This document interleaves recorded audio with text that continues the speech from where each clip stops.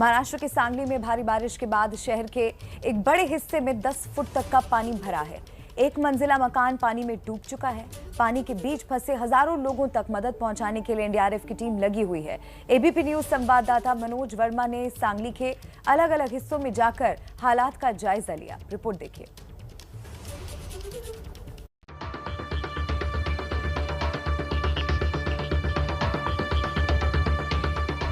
इन तस्वीरों को देखकर यकीन कर पाना मुश्किल है कि ये एक चलते फिरते, दौड़ते भागते शहर की तस्वीर है। सड़क, गलियां, हाईवे, मकान, दुकान, बाजार, यहाँ तक कि पुलिस चौकी, हर जगह सिर्फ पानी ही पानी नजर आ रहा है। ड्रोन कैमरे से ली गई इन तस्वीरों में शहर की तबाही का मंजर साफ दिख रहा है। अब जरा शहर में रहने वाले किन तकलीफों से गुजर रहे हैं वो देखिए।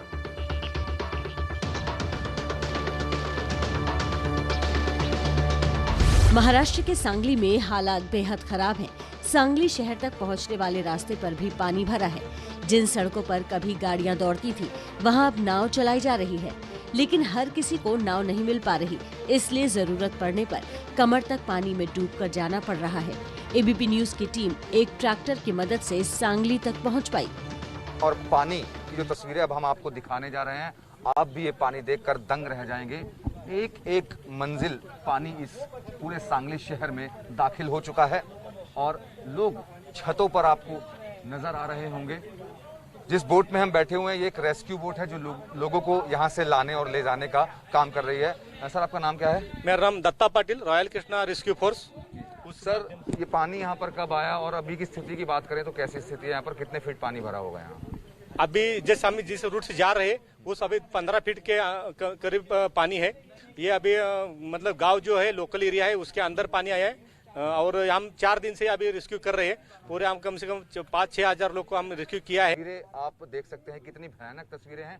ये एक मार्केट है सांगली शहर की और देखिए मेन मार्केट है और दुकानें आप देख सकते हैं कि पूरी जो दुकानें हैं वो यहाँ पर डूब चुकी हैं। तस्वीरें खुद बयां कर रही हैं कि सांगली शहर में बारिश और बाढ़ की वजह से कितनी तबाही हुई है। जब सांगली शहर का ये हाल है तो गांव का मंजर क्या होगा, इसका अंदाजा लगाया जा सकता है। दरअसल भारी बारिश के बाद सांगली की लाइफलाइन कहे जाने वाली कृष्णा नदी का जल स्तर बढ़ गया और फिर पानी गांवों और शहरों में दाखिल हो गया। अब हालात ये हैं कि कई इलाकों में एक मंजिल तक पानी भर गया है। पूरा का पूरा जो ये शहर है वो पानी में डूब चुका है। 2019 में भी ऐसी ही बाढ़ आई थी, तब इतना ज्यादा पानी नहीं था, लेकिन पानी इस वक्त भी बहुत है और एक एक मंजिल पानी जो है वो यहाँ पर भर चुका है पूरे शहर के अंदर। तस्वीरें खुद बयां कर रही हैं कि कितना ज्यादा पानी इस शहर के अंदर भर चुका है और लोग बहुत ज्यादा दिक्कत और परेशानियों का सामना यहाँ पर कर रहे हैं। लोगों को रेस्क्यू करने का काम चल रहा है। तस्वीरें कैमरामैन जितेंद्र सिंह आपको दिखाएंगे कि यहाँ पर बोट मौजूद है और लोगों को यहाँ से घरों से निकालने का काम जो है वो लगातार किया जा रहा है। जो लोग अपने घरों में फंसे हुए थे उनको यहाँ से निकालकर सुरक्षित स्थानों पर ले जाया जा रहा है। तस्वीरें आप देख सकते हैं यहाँ पर कि जो पूरा शहर है वो डूब चुका है। सांगली जो शहर है वो डूब चुका है और रेस्क्यू बोट आपको नजर आ रही है यहाँ पर और लोगों को यहाँ से सुरक्षित स्थानों पर ले जाया जा रहा है। सांगली के बाढ़ प्रभावित इलाकों में सेना रेस्क्यू ऑपरेशन चला रही है। वालवा इलाके में एनडीआरएफ राहत बचाव के काम में जुटी है। वो लोग हैं जो ऊंचाई पर ठहराए गए हैं और स्थितियां अभी भी गंभीर बनी हुई हैं। के बीच में लोगों को रेस्क्यू कर चुके हैं और सुरक्षित स्थान पर पहुंचा चुके हैं। अब तक सैकड़ों लोगों को सुरक्षित ठिकानों पर पहुंचाया जा चुका है, लेकिन बहुत सारे लोग अब भी मदद का इंतजार कर रहे हैं। यहाँ पे हमने पहले जायजा लिया कि कितना पानी है, कितनी डेप्थ है पानी की। कम से कम यहाँ पे कम है, लेकिन आगे जाने के बाद कम से कम 7 से 10 फीट बढ़ गई है। तो मेरे टीम में एक वक्त में एक बार में बोट में कम से कम ज़्यादा से ज़्यादा मैं 8 लोग लेके जा सकता हूँ और क्योंकि रेस्क्यू करने के लिए मेरे को रेस्क्यू करके काफ़ी लोगों को लेके आना है। मेरी कैपेसिटी बोट की है 20 से 22 लोगों की और उस हिसाब से मुझे ये प्लान करना पड़ता है। बाढ़ ने सांगली को जबरदस्त आर्थिक चोट भी पहुंचाई है। इससे उबरने में लोगों को काफी वक्त लग जाएगा। ग्राउंड फ्लोर पर मौजूद दुकानों में पानी भरने से लाखों का माल खराब हो चुका है। पानी में फंसे लोगों तक दूध, राशन और जरूरत की चीजें पहुंचाने की चुनौती है, लेकिन प्रशासन की तरफ से हुए इंतजाम नाकाफी साबित हो रहे हैं। हालात ये है कि दूध का कारोबार करने वाले पानी में दूध बहा रहे हैं क्योंकि वो खराब हो रहे हैं।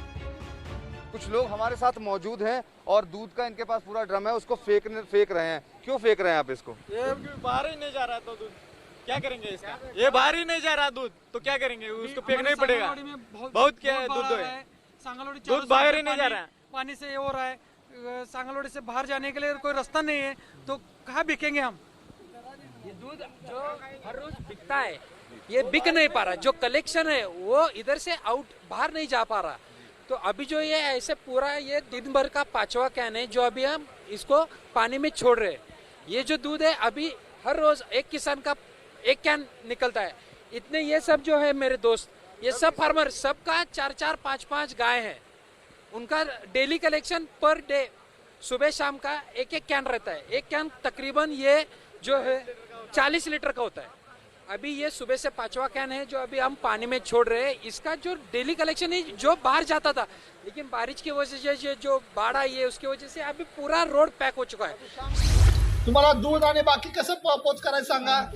सांगली कॉर्पोरेशन का प्रशासन काम कर रहा है और एनजीओ भी हमें साथ दे रहे हैं और अभी 6 इंच पानी की पाती कम हो रही है और पानी नदी जो पात्र है उसमें पानी जा रहा है। सांगली में कृष्णा नदी से सटे इलाकों में अब मगरमच्छों का खतरा भी मंडराने लगा है। कृष्णा नदी का जलस्तर बढ़ने के बाद एक मगरमच्छ किनारे आ गया। हालांकि इससे किसी को नुकसान पहुंचने की कोई खबर नहीं है।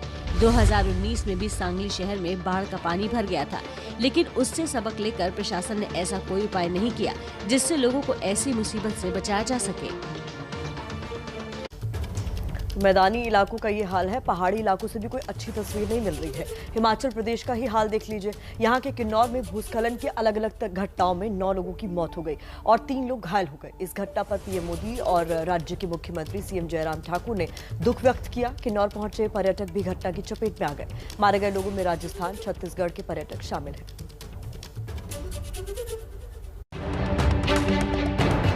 पलक झपकते मौत आना शायद इसी को कहते हैं। हिमाचल के किन्नौर घूमने पहुंची जयपुर की डॉक्टर दीपा शर्मा भूस्खलन की चपेट में आ गई। पेशे से डाइटिशियन दीपा शर्मा पहली बार हिमालय की सैर पर अकेले निकली थी। वो लगातार अपनी यात्रा की तस्वीरें और वीडियो सोशल मीडिया पर शेयर कर रही थी। अपनी मौत से कुछ मिनट पहले उन्होंने एक फोटो ट्वीट करके लिखा कि वो भारत के आखिरी पॉइंट पर खड़ी हैं। वो अपने कैमरे से चट्टानों की खूबसूरती कैद कर रही थी, लेकिन किसे पता था कि इन्हीं चट्टानों में दबी मौत इस तरीके से हमला करेगी।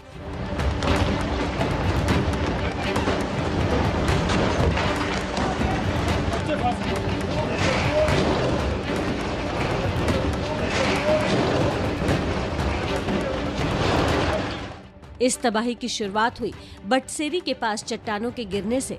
चट्टानें टूटनी शुरू हुई तो पत्थर के बड़े बड़े टुकड़े तेज रफ्तार से नीचे आने लगे।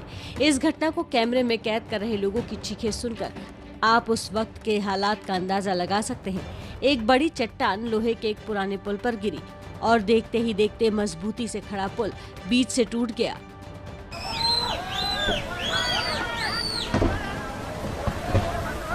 ऐसा ही एक पत्थर का बड़ा टुकड़ा सड़क से गुजर रहे टेम्पो पर गिरा और उसमें सवार 11 में से 9 लोगों की मौत हो गई।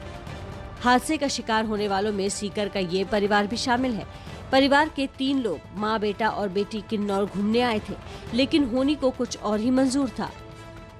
छत्तीसगढ़ के कोरबा के रहने वाले नौसेना अधिकारी अमोघ बापट भी हादसे की चपेट में आकर जान गंवा बैठे। छत्तीसगढ़ के सीएम भूपेश बघेल ने ट्वीट करके बताया कि राज्य के 2 लोग पुल टूटने से दुखद हादसे में मारे गए हैं। प्रधानमंत्री मोदी ने इस घटना पर दुख जताते हुए मारे गए लोगों के परिजनों से संवेदना जताई है। केंद्र की ओर से मृतकों के परिजनों को 2 लाख और घायलों को 50,000 रुपए की आर्थिक मदद का ऐलान किया है।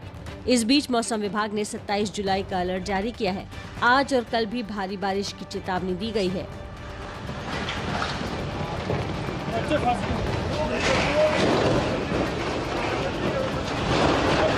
ऐसे में पहाड़ों पर घूमने गए लोगों को काफी सावधानी बरतने की जरूरत है।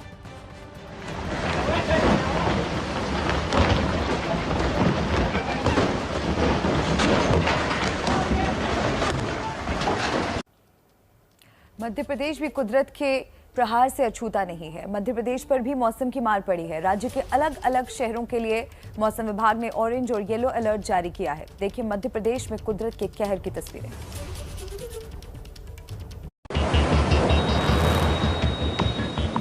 लगातार हो रही बारिश से नर्मदा नदी का जलस्तर बढ़ गया है। एमपी के मंडला में कई घाट भी पानी में डूब गए हैं। नर्मदा नदी के ऊपर बना छोटा पुल भी डूब गया है। धार्मिक पर्यटन स्थल सहस्त्रधारा को भी पूरी तरह से नर्मदा के पानी ने घेर लिया है। नर्मदा के विकराल रूप से दहशत का माहौल है। एमपी के श्योपुर में पिछले 2 दिनों से हो रही तेज बारिश से नदी नाले उफान पर हैं।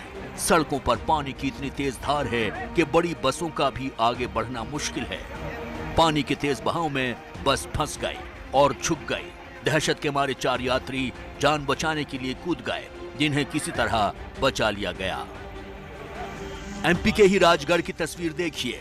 छापीहेड़ा पुलिस थाने का पूरा परिसर जलमग्न है। यहाँ तालाब जैसी तस्वीर है। 2 से 3 फीट तक पानी भरा है। थाने के परिसर में खड़ी गाड़ियां पानी में आधी डूबी हैं। एमपी के डिंडोरी में बारिश के दौरान कैलवारा और सोनवर्षा गांव के बीच उसी नाले में उफान है। सड़क नहीं है तो गांव वाले जान जोखिम में डालकर नाले को पार कर रहे हैं। उत्तर प्रदेश के भी कुछ जिले पानी के प्रहार को झेल रहे हैं। लखीमपुर खीरी जिले में शारदा नदी उफान पर है। बढ़ते पानी के चलते किनारों पर कटान हो रहा है। कटान के चलते देखिए किस कदर एक छोटा मकान जो ठीक किनारे पर बना था पानी में समा गया।